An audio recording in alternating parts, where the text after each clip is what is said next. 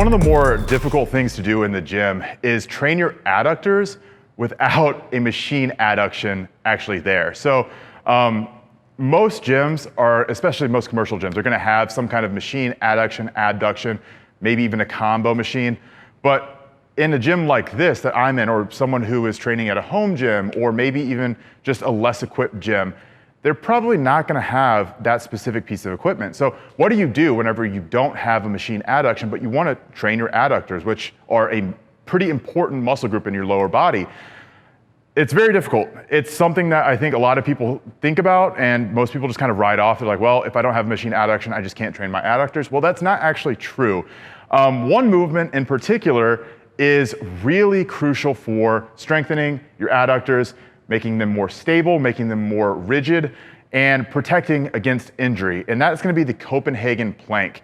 So these can be done a couple of different ways.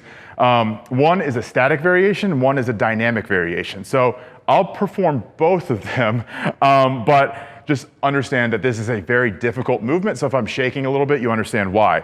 So for the Copenhagen Plank, the first thing that you want to understand is cannot just jump right in full force to the full tension of your body weight.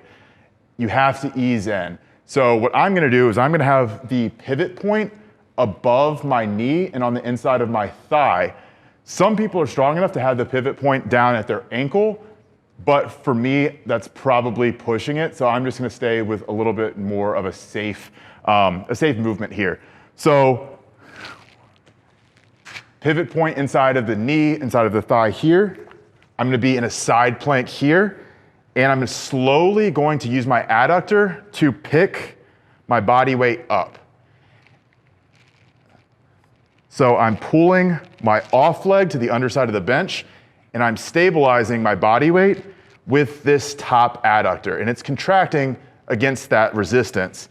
I'm even kind of shaking here, just holding my body weight up because it's a pretty difficult movement. So this is the static variation of the Copenhagen Plank. There's also a dynamic version where you can take your adductors through a range of motion. So the difference here would be you start in that static position and you slowly let yourself down by dropping your hips, and then you pull yourself back up. Slowly let yourself down by dropping your hips, and then pull yourself back up. Because your adductor is such a vulnerable muscle, you have to be very careful to not overextend that range of motion, not rush into the movement, and not try and force your adductors to do too much. You'll see how my tempo was extremely slow and controlled. I was making sure that I was easing into the tension. I was not just very gung-ho about the movement. That's because if you are, you have a high likelihood of straining or even potentially tearing your adductor if you're not careful.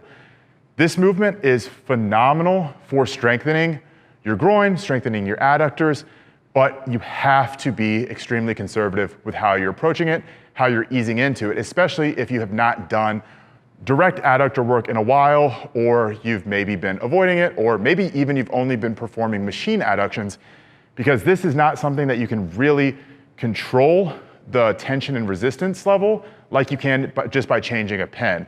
It's all of your body weight or none of it here. So starting with that static Copenhagen is probably where I would recommend most people to be.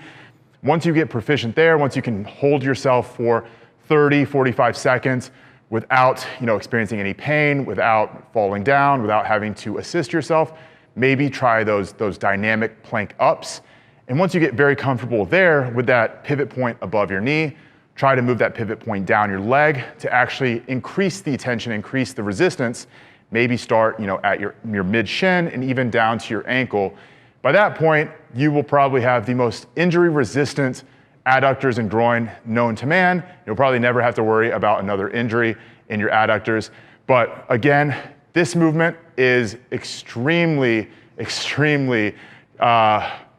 not dangerous, but it is something I would highly recommend people take seriously and not just jump right into. So Copenhagen's amazing movement, strengthen your adductors. Don't need a machine to do it. You can do it anywhere, but just make sure that you are careful with how you approach it.